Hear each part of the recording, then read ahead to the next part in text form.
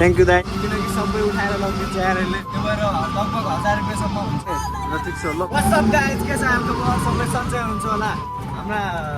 धेरै दूरबाट आएको मान्छेहरूलाई घुमाउन लगिरहेको छु अब यता कोही छन् कि भनेर यो दाइलाई सोधौँ कहाँसम्म दाइ बस्नु दाइ बस्नु ल हामीलाई फाइनली एकजना मिलिसक्नुभयो। फुल ब्लग सुरु गरिसक्यो सर्ट्स मात्र होइन गाइज यो यति स्पिड यति नै जान्छु होइन बढी कुद्दैन रकेट बनाउने स्पिडको लागि चाहिँ हामीलाई ट्याक्क पेट्रोलको लाउडो चाहिन्छ तर त्यो अहिले छैन पैसा भएपछि किन्नुपर्छ पछि मिलाएर यो बसलाई देखेर मलाई पनि पाहाड जाने मन लागिरहेको छ तर के गर्ने काम छोडेर जानु मिल्दैन कलेज लाग्नेवाला छ नि त 15 दिनु हजुर। ल थ्याङ्क यू दाइ एकदम धन्यवाद छ हजुरलाई। कोही पनि देखिन्न तर पुरै सुनसान छ खाली छ होइन तर अब हामी हिँड्नुपर्छ यति नै। गाइज नगर बस होइन यो बसको कारणले मैले मान्छे पाउँदैन अन्तरिया जाने किनकि सबै उठाएर लगिदिन्छ यार यसले के गर्ने अब हाम्रोमा कोही बसको मान्दैन बिस्तारै कुद्छ भन्छन् हेर यहाँ बसलाई पनि बसभन्दा नि अगाडि गइरहेको छ यहाँ हेर है ढिला हुँदैन गाइज बस्दा हुन्छ बिन्दास। बुझ्ने दिदीलाई सोध्नै पर्छ कहाँसम्म दिदी उनी तल जाने हामी परे माथि जानेवाला। यहाँ झगडा भइरहेको छ यिनीहरूको के भाउ कहाँसम्म आन्टी बस्नु बस्नु एयरपोर्ट जाने मान्छे पाएँ यता के कहाँसम्म अङ्कल हुन्छ बस्नु 15 रुपियाँ मात्रै। ल ल बस्नु कहाँ यो चोकमा ल ल बस्नु ल हामीलाई बाजे पनि मिलिहाल्नुभयो। यहाँ ढुन्डिरहेको छ अस्ति लगाएको मात्र 50 रुपियाँ होला समथिङ 2000सम्म। अब आजले कस्तो मान्छे छैन नि त खासै त्यो भएर लगभग 1000 रुपियाँसम्म हुन्छ 1500सम्म हुन्छ। दसैँ दिवालीमा चाहिँ हुन्छ त्यतिको हजुरले भन्नुभएको 3000सम्म।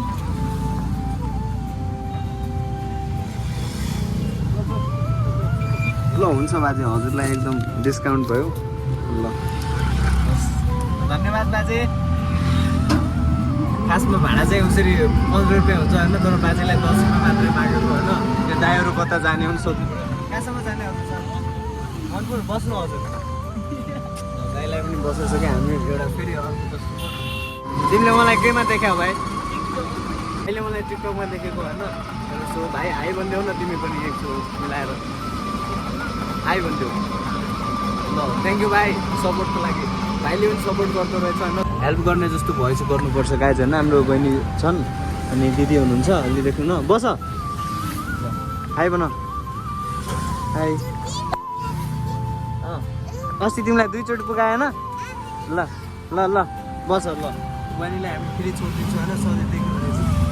पराइ बेला गर्नुपर्छ क्या गाइज सानोतिनो राम्रोसँग बस ल यत्रो सानो भएर पनि हेर न कति ठुलो पर्नु लाग्यो आफ्नो मम्मीको जस्तो सारा बनेर बसेको छ क्या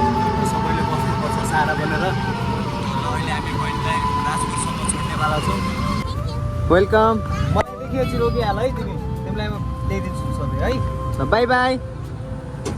अगाडि बढौँ होइन अगाडि फेरि चेकिङ छ तर के गर्नु यता रोक्यो भनेपछि पत्ता साफ हुन्छ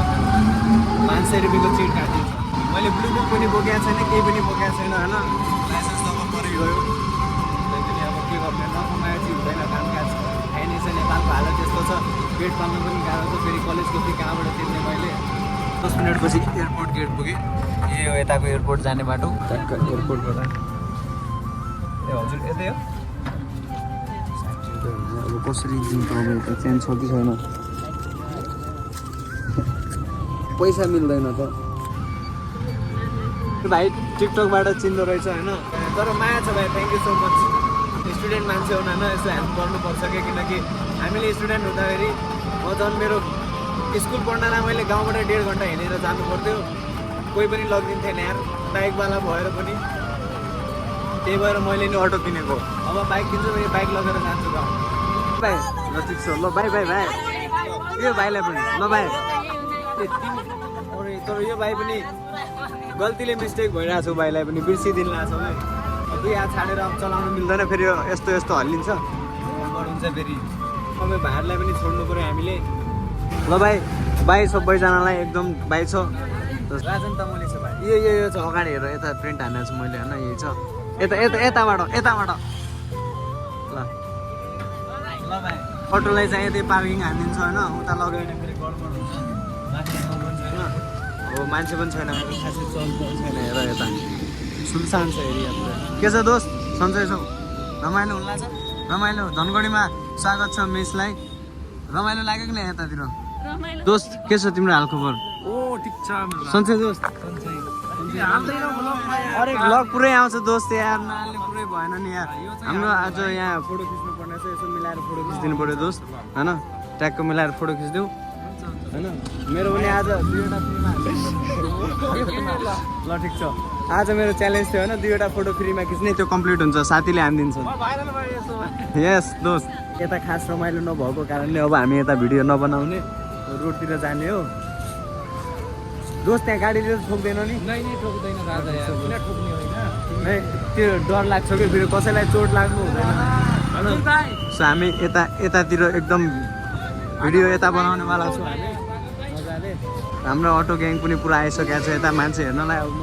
यो नयाँ मान्छे को आयो भनेर मलाई पनि सोध्ला फेरि भाइ कता जाने भनेर तर यो हाम्रो त एकदम बडा कडक दाइ हुन् के यो चाहिँ भातबटानीको साँझको रमाइलो हुन्छ यहाँ क्यामेरा पनि पाइसकेँ मैले अब म क्यामेरा पनि यसो फोटो खिच्छु होइन र आज 2वटा फोटो खिच्ने भनेर दोस्तलाई भनेको छु मैले आफै क्यामेरा चलाएर फोटो खिचेर पैसा छापौँ भनेको त तर के गर्ने क्यामेरा नै अन गर्न आउँदैन